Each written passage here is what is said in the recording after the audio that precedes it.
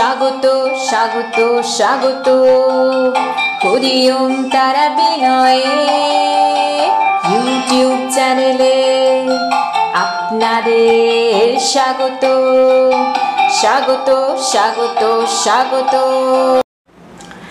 নমস্কার, এখন আপনারা দেখছেন হরি ওম তারা বিনয় সহজ তন্ত্রমন্ত্র। আমাদের আজকের ভিডিওতে আপনাদের সকলকে স্বাগত জানাই। গণেশ চতুর্থীর দিন করুন বিদ্যার্থীদের বিদ্যা ও বুদ্ধি লাভের সহজ সরল গণেশ তন্ত্রের প্রয়োগ। গণেশ চতুর্থী 6ই সেপ্টেম্বর শুক্রবার দুপুর 3:01 থেকে শুরু হচ্ছে ও 7ই সেপ্টেম্বর শনিবার বিকাল 5:37 শেষ হচ্ছে। আপনারা আপনাদের সুবিধা অনুসারে এই গণেশতন্ত্রের প্রয়োগটি করে নেবেন। বিদ্যায় উন্নতি লাভের জন্য বিদ্যার্থীদের অভিভাবকরাও এই প্রয়োগটি করে দিতে পারেন।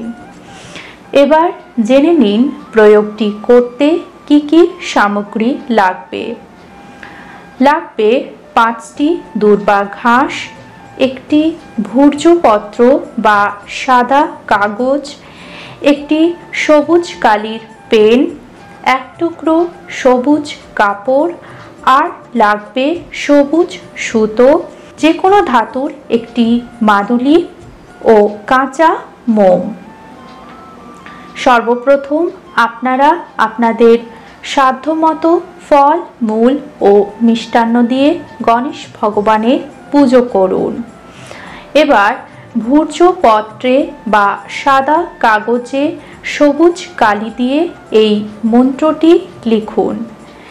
মন্ত্রটি হল ওম গং গণপতি বিদ্যাং দেহি দেহি স্বাহা।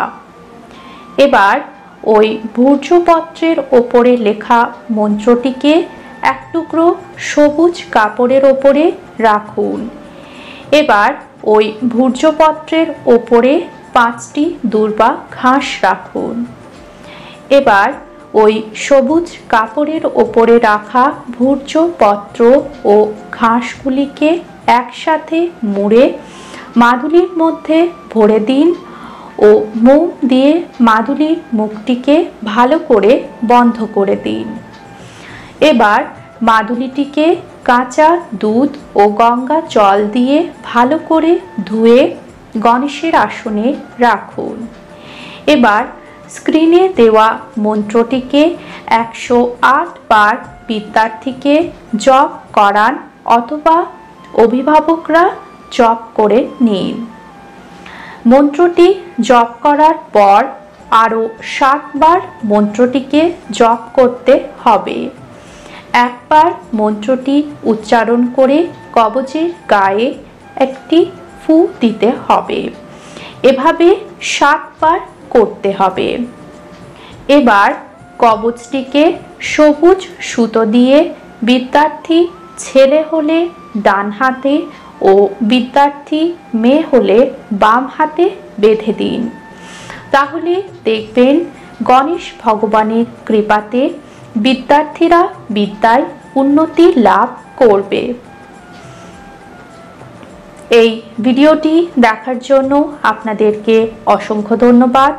ভিডিওটি ভালো লেগে থাকলে লাইক শেয়ার করবেন ও কমেন্টের মাধ্যমে আপনাদের মূল্যবান মতামত অতি অবশ্যই আমাদের জানাবেন। মা তারা ও সাইনাথ আপনাদের মঙ্গল করুন। সুস্থ থাকবেন, ভালো থাকবেন। নমস্কার।